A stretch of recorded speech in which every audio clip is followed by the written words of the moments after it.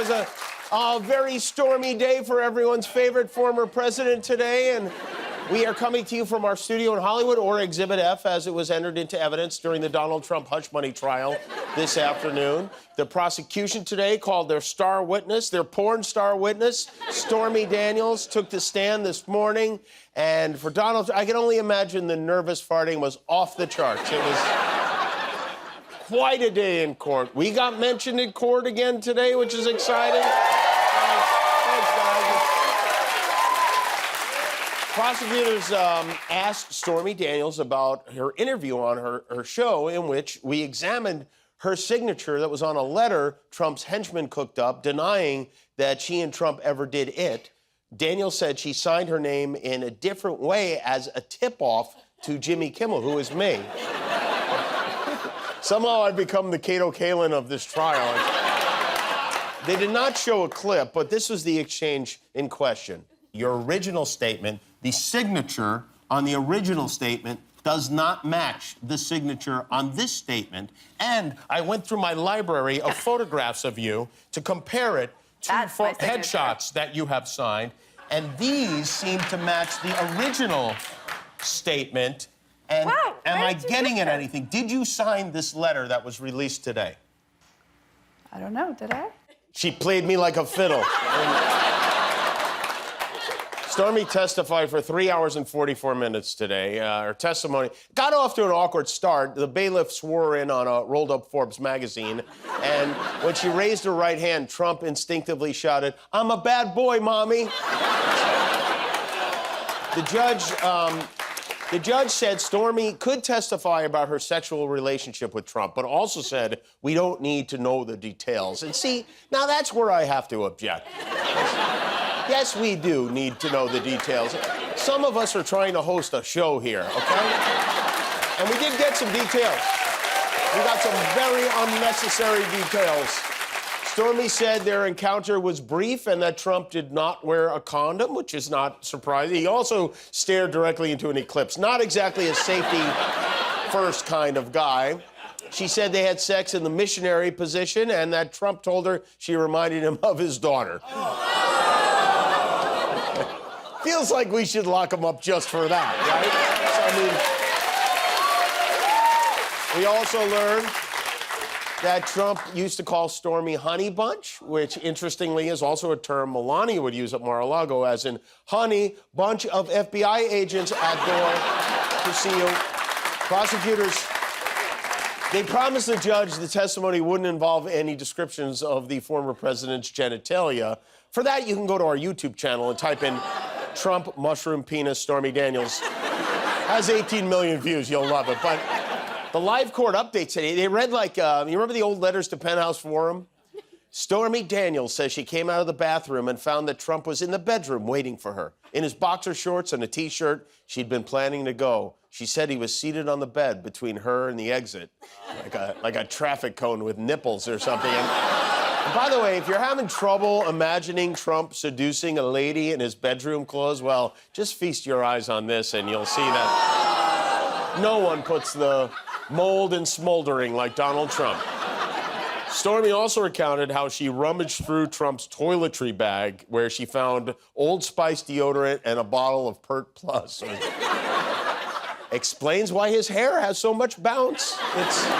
It's gentle enough to use every day, you know. Another bit of scumbaggery Trump participated in. He dangled the idea of putting Stormy on The Apprentice when he was wooing her. She said, well, what if I lose on the first episode? Trump said he could tell her what the challenges would be ahead of time. The guy who complains everything is rigged offered to rig his stupid show to get some action.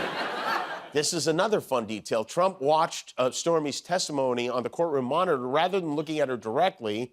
It was odd, because, especially when he was looking at the monitor, he tried to fast forward to the sex scenes, and nothing happened. But so after hearing the first half of Stormy's testimony, Trump, he nearly all caps in his pants. During the lunch break, he posted, "The prosecution, which has no case, has gone too far. Mistrial." And then Trump's lawyers argued that Stormy's testimony was prejudicial because how's the jury supposed to be fair now that they visualized him in the missionary position? How are any of us supposed to move forward from that, really? And then this is not related to the sex, but you know how Trump made a big deal of the judge not letting him go to Barron's high school graduation, even though the judge never said anything about not letting him go and actually is letting him go?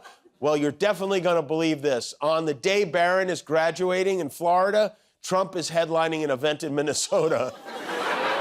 I guess Dad's not going to make the post-graduation brunch. Sorry, son, I have to go scream about windmills for 2 hours. And then we have Kristi Noem, the governor of South Dakota, and #1 arch enemy of the Paw Patrol, who was on Trump's shortlist. Many believe Trump no longer considers her to be a potential running mate because she's a puppy shooter. But I don't know, she's done a really good job of distracting us from the porn star stuff this week. He kind of owes her. Mike Pence never did anything like that. This story is nuts and just keeps getting nuttier. Noem is now distancing herself from her own autobiography. Her book came out today. By the way, it's the perfect gift for anyone who loves traditional conservative values and is considering a career as a serial killer. Politico has a story about her first book in which she reportedly wanted to share her dog shooting saga and that one, but the publishers talked her out of it. They said it was a bad idea that could hurt her politically, and they were right. They were very, very right on that. So now Cruella Dakota is on a media tour where the right-wing news suck-ups like Eric Bolling of Newsmax are desperately trying to come up with any angle that might help get her out of this mess. Governor, I've also written a couple of books, and I know how the process works. You write some chapters. You don't write the whole book at once. You write a chapter or two. You send it to the editors, and they edit. They read it. They add. They subtract. And here's my question. The editor. The editor. Was she possibly a plant? Yes. The editor was a plant. The editor was a philodendron working for the Biden crime family, and she got in there. Good one, Eric. Kristi Noem, not only did she include this story in the book, she read the dog story aloud for the audiobook. And we'll have that for you in a moment, but first this. I know you're a mom. I know you're a follower of God. I know you can quote the Bible. Meanwhile, because of the story, the leftist media has you out there killing Fido. No. We don't have you out there killing Fido. You killed Fido. Or Cricket, as was her name. The other passage in the book that's getting a lot of attention is a tale about Governor Noem meeting another Noem, North Korean leader Kim Jong Un. In the story, she brags about telling him off. Well, it turns out she didn't meet with Kim Jong Un. It was a lie. And now, not only are they cutting it out of the book, she's doing some Mary Lou Retton caliber verbal gymnastics to try to BS her way around it. Did you meet Kim Jong Un? I've met with many, many world leaders. I've been traveling for years and years, talking to world leaders. I've traveled the world and I've visited with world leaders. I've gone all across the world. I've met with world leaders. I have met with leaders around the world. I've met with many world leaders, many of them. I've met with many, many world leaders, many world leaders. I've met with many, many world leaders. I've met many world leaders around the world. I've been to the DMZ. Oh, I've been in the DMZ. I've traveled all around the world. I'm not going to talk to you about those personal meetings that I've had with world leaders. I don't have conversations about my conversations with world leaders. I don't talk about personal meetings with world leaders. Well, I never talk about my personal meetings with world leaders. So maybe you did have a conversation with Kim, but you don't want to talk. I will not talk about my personal conversations with any world leaders. That's right. I will only write about it in my book and then immediately retract it. Why did you remove it? Is it because it's untrue, that passage? No, this is something that I think I'm not going to talk about. But clearly, if you're taking it out of the book, it's because it's untrue. I've given you my answer. No, and that's not the answer. You recorded the whole book, the audiobook. You read this whole passage out loud. Why didn't you take it out then when you read the audiobook?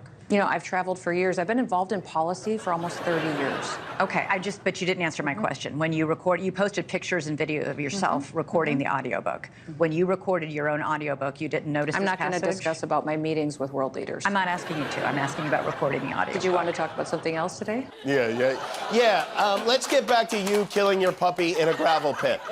I could hear the mother behind me yelling, "My chickens! No, not my chickens!" as she sobbed and ran after me, bouncing the baby under her arm. All three of us chased Cricket around in circles, flailing after her while she systematically grabbed one chicken at a time, crunching it to death with one bite and then dropping it to attack another. She was like a trained assassin.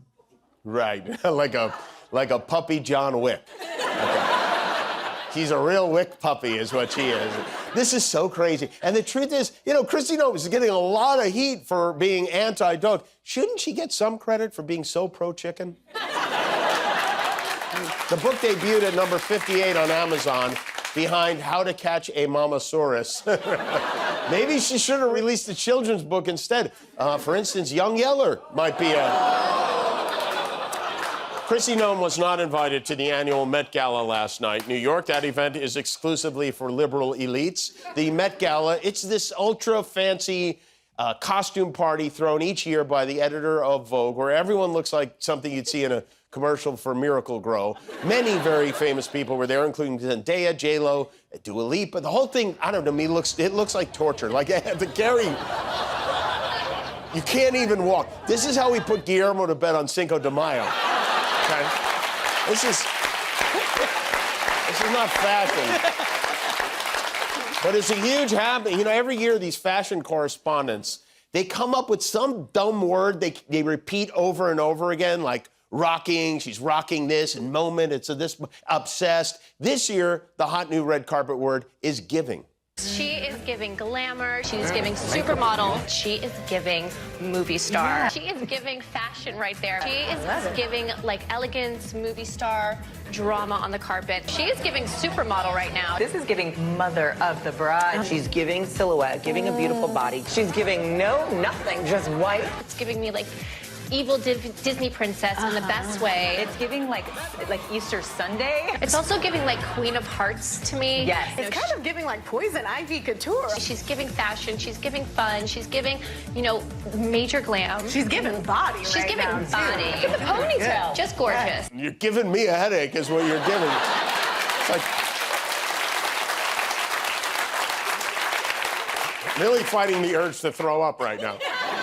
The theme of the Met Gala was Sleeping Beauties, and I'm surprised they didn't invite Trump. He's been sleeping in court down the block for weeks now, and he's nothing if not a fashion trendsetter. This is the latest in MAGA wear. I don't know if you've seen diapers over Dems. If you zoom in, you can see she's wearing a sticker that says, "Real men wear diapers." This seems to be an offshoot of a nickname Trump's former lawyer, Michael Cohen, came up with, Von Schitzenpantz. Did you see this?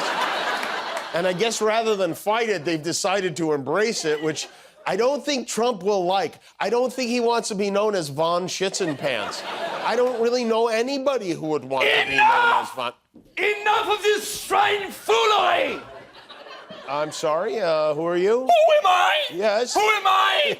I am Baron Gunther von Schitzenpantz! Of the Klagenfurt!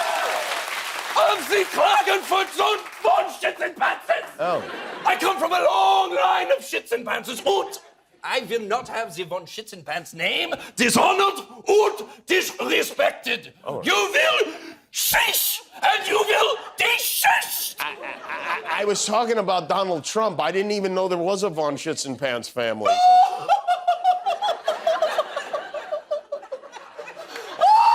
This is something... You did not know that there was a Von Schitzenpantz family. Ah, sure. That's a real good one. What a chuckle, Mr. Funnyhosen. It's true. I did not know that there was... What?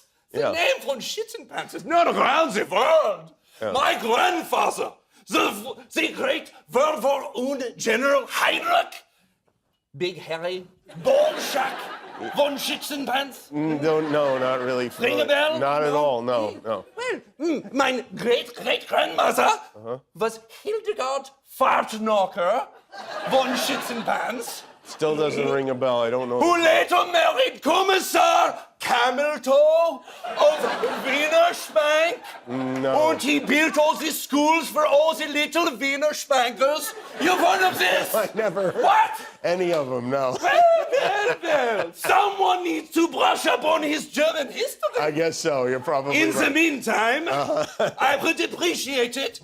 Pish and push. If you kept the von Schitzenpantz name out of your Pfefferknugen mouth! I apologize. Good day, I did not mean any... I did not mean any disrespect. All right, yes, we have a, you know what? That's what we call giving 110%.